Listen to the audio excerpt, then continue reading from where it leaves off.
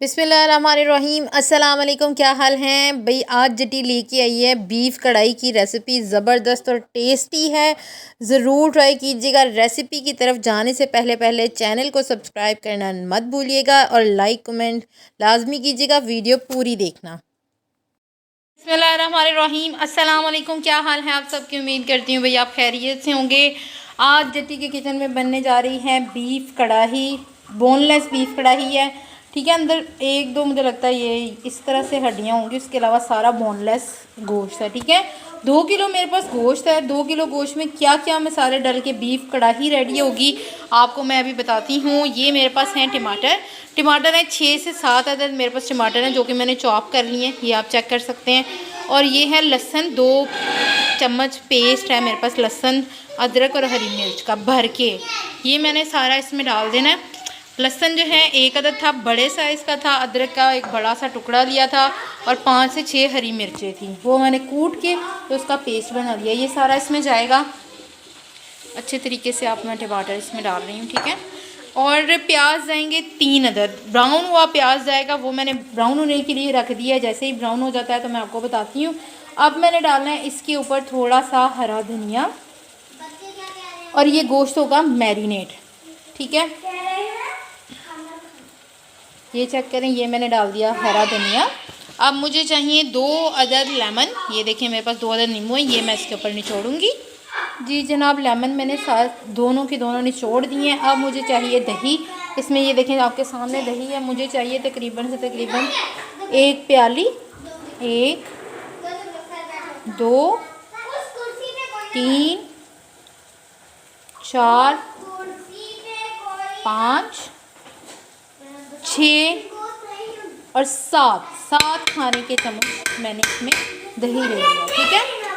अब आते हैं मसाला जात की तरफ, वो भी मैं आपको बताती हूँ। जी जनाब, मसाला जात की तरफ आ जाते हैं। ये है मेरे पास गरम मसाला 1 टेबलस्पून भर के। ये है बीफ कढ़ाई मसाला 1 टेबलस्पून। हाफ़ टेबल स्पून जो है हल्दी का पाउडर है। 2 टेबलस्पून मेरे पास सॉल्ट है।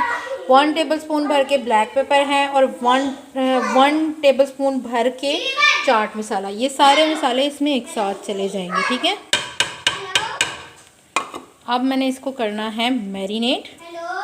ये आप देख सकते हैं प्याज मैंने ब्राउन होने के लिए रखा हुआ है कि जैसे ही ब्राउन हो जाएगा तो इसको ठंडा करके मैं इस कढ़ाई के अंदर, ये 3 अदद मीडियम टू लार्ज साइज़ प्याज थे जो मैं ब्राउन कर रही हूँ, ठीक है।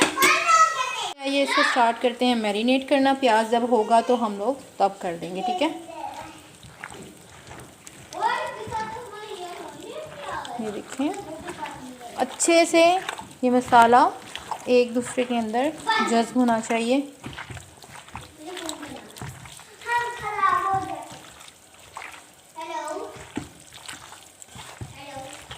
हर तरफ बोटी के अच्छे से मसाला लगा होना चाहिए, फिर ये आपकी कढ़ाई जो है वो ज़बरदस्त बनेगी, ठीक है जी। बीफ कढ़ाई को देखते हुए रेसिपी को आप जल्दी से जल्दी मेरे चैनल को सब्सक्राइब कर दें और वीडियो को लाइक करें और कमेंट करके मुझे बताइएगा आपको मेरी रेसिपी कैसी लगी, ठीक है।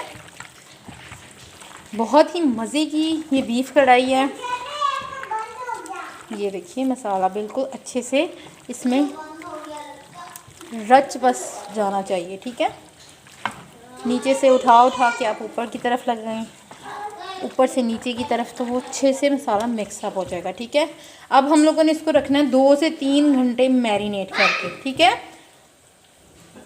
जी जनाब। आप चेक कर सकते हैं प्याज पहले की निस्बत कितना कम रह गया है और इस तरह से इसका कलर हो गया है। बस अब मैं इसकी फ्लेम ऑफ़ करने लगी हूँ और मैं इसको डालने लगी हूँ कढ़ाई पे।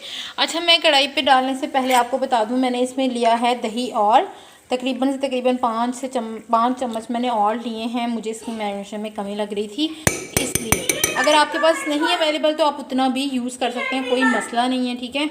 मुझे थोड़ा सा चाहिए था इसलिए मैंने यूज़ किया है।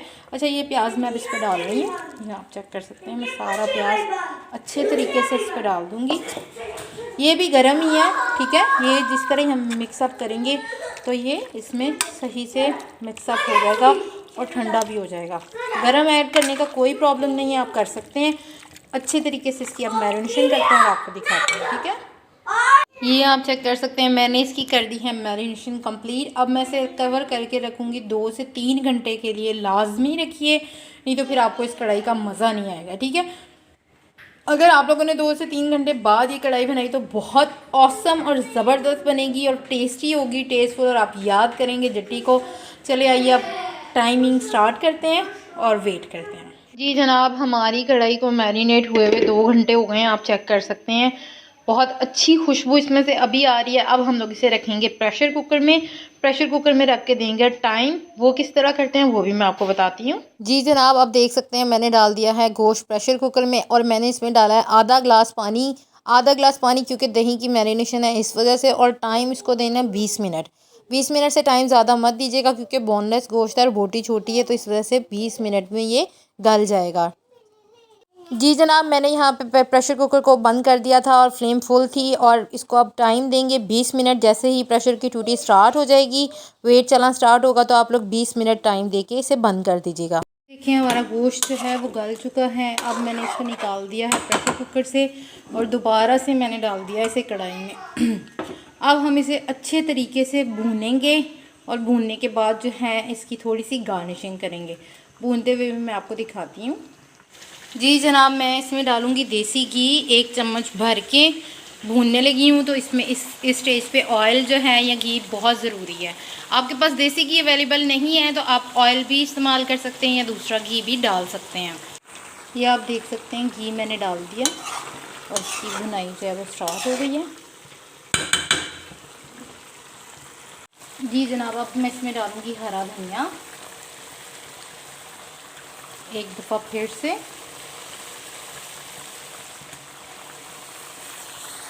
जी जनाब, आप देख सकते हैं हमारी बीफ कढ़ाई हो गई है रेडी। मैंने इसकी अच्छे तरीके से भुनाई की थी तो ये रेडी हो चुकी है। आपके सामने देख सकते हैं कितनी मज़े की और कितनी टेस्टी है। इसके ऊपर हरी मिर्चों के साथ मैंने गार्निशिंग की थी। सॉरी, वो वीडियो मैं बनाना भूल गई थी। अच्छा, इजाज़त दीजिए जट्टी को। अल्लाह हाफ़िज़, फ़ी अमानुल्लाह।